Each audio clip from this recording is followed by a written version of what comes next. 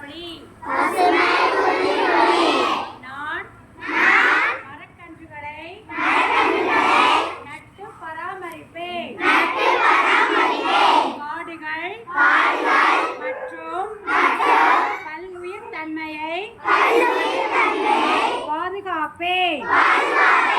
நீர், நிலம், காற்று மாசுபடுவதை தடுப்பேன்.